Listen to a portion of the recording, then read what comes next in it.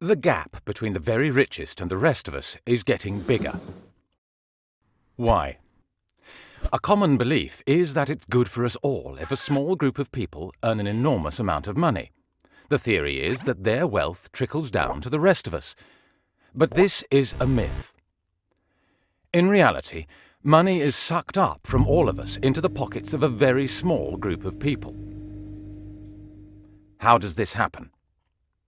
One reason is the way that money is created.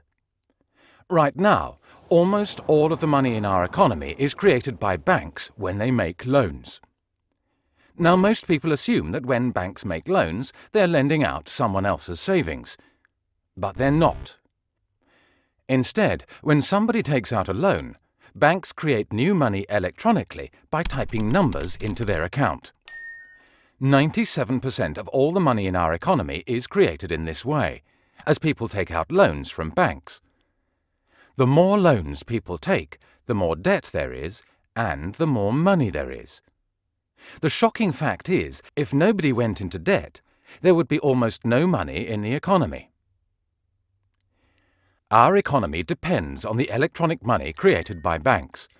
But because the money is created when people borrow, someone, somewhere, has to pay interest on every pound created. In effect, we are renting the money we need to run our economy from the banks.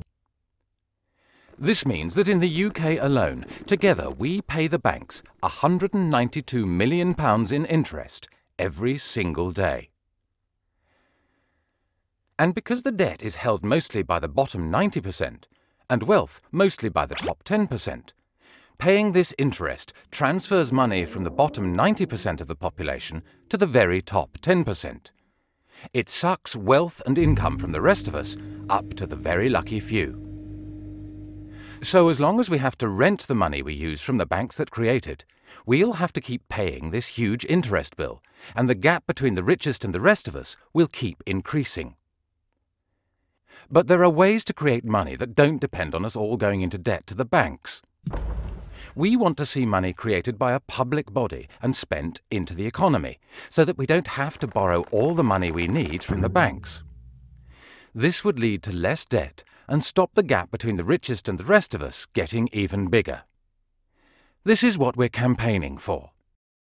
Join us by signing up at Positive Money and sharing this video.